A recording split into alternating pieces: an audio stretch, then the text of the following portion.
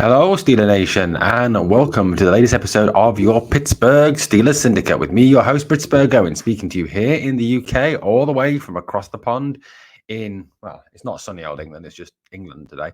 So, guys, thank you for choosing in. Thank you for choosing to watch the Pittsburgh Steelers Syndicate. If you have not yet subscribed, remember to hit that subscribe button and ring that bell so you don't miss out on any of the great black and gold content that myself, Britsburgh Owen, and my co-host Mark, who is down under in Australia, provide for you, the Pittsburgh Steelers fan. We are true Steelers fans talking about the team that we are passionate about, and we hope that we share that passion with you through our content and through what we do on this channel. So, guys, I firmly believe that the Pittsburgh Steelers are a team that is going under the radar this season. We are really a sleeper team. Nobody gives the Steelers a hope of doing anything this season. Most of the critics reckon we're going to be finishing in the bottom of finishing fourth in the AFC North. Most of the fans of other NFL teams think the Steelers are going to be finishing fourth in the AFC North. We've heard that we've got the fourth best quarterback in the AFC North. We've heard that we've got the worst quarterback in the AFC. We've heard that, according to obviously the Madden ratings, that Minkah Fitzpatrick is not a top 10 safety, that Harris is not a top 10 running back, that TJ Watt is not as good as Myles Garrett, that according to ESPN, that Cameron Haywood is the fifth best defensive lineman despite having a career year, and despite most people saying that, well, let's face it, he is up there with Aaron Donald. Possibly only Aaron Donald is better than him. Steelers have been written off loads this year, and I think that they could provide a real surprise for a number of NFL teams. I'm not the only one who thinks this. Rich Eisen is another one, actually, who came out the other week and said that a lot of people are sleeping on the Steelers, and they shouldn't be. The Steelers will be a threat this season. Why will the Pittsburgh Steelers be a threat? Well, as a franchise, as an organization, we are always in contention. The Steelers don't do tanking seasons. The Steelers don't do mediocre seasons. The Steelers are always there, always competing, always trying to get into the playoffs and trying eventually, obviously, to win a Super Bowl, that seventh Lombardi trophy. But why have I got such confidence that this year we are a sleeper team, that we are a team that everyone is sleeping on, that we could easily be a team that goes to the playoffs at the very least and wins at least one playoff game this year, going against what all analysts are saying, what all fans in the NFL are saying, and what a lot of critics are saying as well? Well, I think there's a number of factors that put the Steelers as being a team that can actually contend this year and do very well, a lot better than Vegas says with our 7.5 wins that they are projecting. So first of all, what is my first grounds for confidence? My biggest grounds for confidence is defensive star power. The Pittsburgh Steelers have the most expensive defense in the NFL, and we have probably one of the best defenses in the NFL. But we have some amazing star power on that defense. We have the best defensive player in the NFL, bar none, in TJ Watt. This guy is the defensive player of the year. This guy tied the single season sack record last year in less games. He's led the NFL in sacks for the last 3 years. No one has quite made an impact like TJ Watt has since he's been drafted. TJ Watt, for me, is going to be phenomenal again this year, and I think will be challenging again to break that sack record. Add to that Minkah Fitzpatrick, one of the best safeties, in my opinion, and the opinion of several other analysts in the NFL. This year, I think, with the new deal on the table, with the caliber of players we've now got back in the defensive line, with the players we've now got in the secondary, I think Minkah has got a real chance, paired with either Kazee or Edmonds, or paired or put into a 3 with Edmonds and Kazee to really excel this year. Cam Haywood, I think, will have another amazing year this year. The guy's fired up and ready to go. More of that later. So first thing, defensive star power. And that front seven, guys, is a scary front seven of Haywood, of Alualu, probably Ogunjobi, Highsmith, Jack, Bush, who I think will be back to his best this year, because he has got another season under his belt, and the ACL tear is now a thing of the past for him. And then TJ Watt. Why else do I think? Well, I think we've honestly got a better roster than last season. Last season's roster managed to get to 9-7-1 and was only half a game back of the so-called unbeatable, phenomenal Bengals team that everyone's so wax lyrical about last year. And what helps to make it a better roster this year is we have now got a mobile quarterback.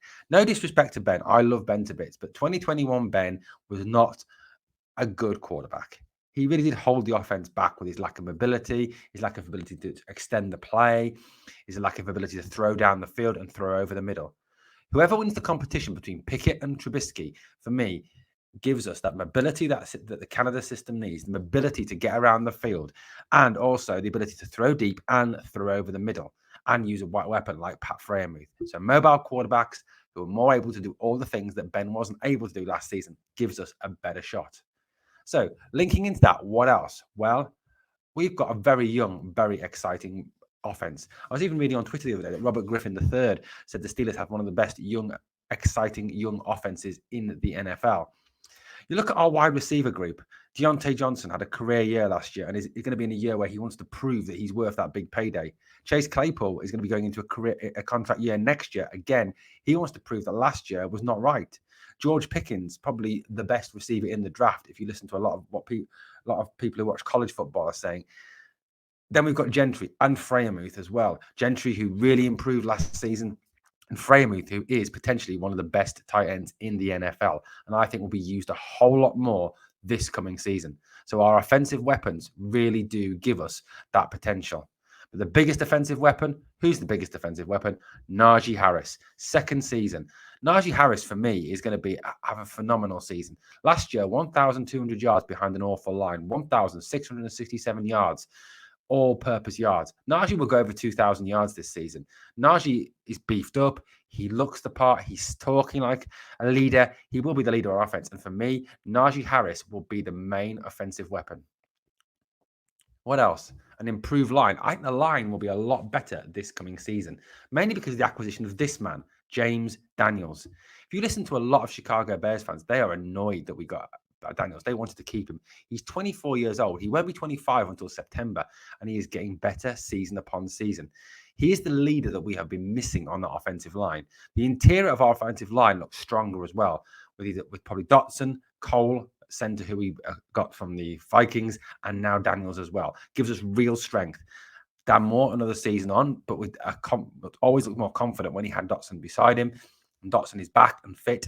And I think Chooks, yes, I have got questions over Chooks, but having Daniels alongside him will give him a lot more confidence than having Turner alongside him. And a better line means the quarterback has more time with the ball, and Najee Harris has a better chance of being able to run for more yards. Look out for about 1,600, 1,700 yards from Najee this year.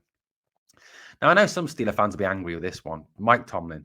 Mike Tomlin, yes, I know you don't want to hear it, but has had 15 non-losing seasons in the NFL. I honestly believe that Tomlin is incapable of having that losing season. He will push this team on to be even better. He helped drag that team, that awful team last year, to 9-7-1.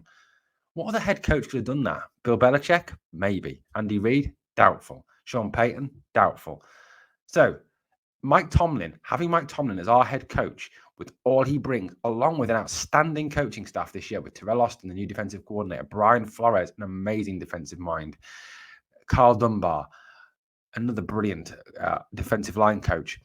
Add to that, obviously, the offensive line staff, Pat Mayer, a new offensive coach, Frisman Jackson, who's looked very impressive as a new receivers coach, Matt Canada in his second year, and I think he will have a better year this year.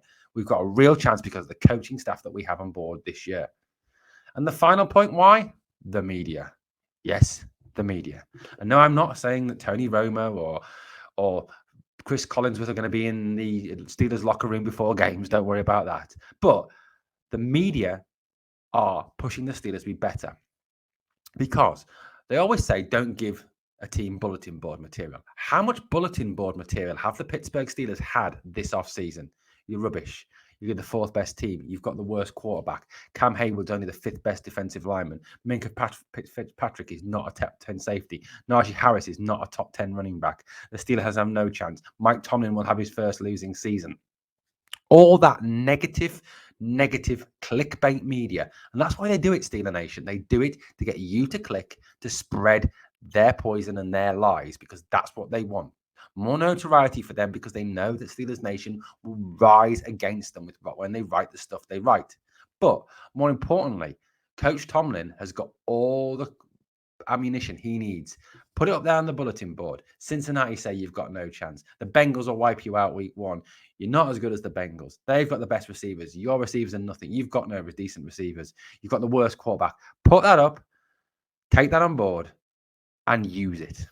We know that when the Steelers are playing as an underdog, when they've got a chip on their shoulder, they're a whole lot better. And the media have put that chip there for the 2022 season. Guys, that's what I think anyway. Let me know what you think in the comments below. Do you agree the Steelers are one of the biggest sleeper teams in the AFC and the NFL? Let me know in the comments below. And if you haven't yet subscribed to the Pittsburgh Steelers Syndicate, hit that subscribe button and come and join the Syndicate family. Thanks for listening, guys. And remember, here we go, Steelers. Come on.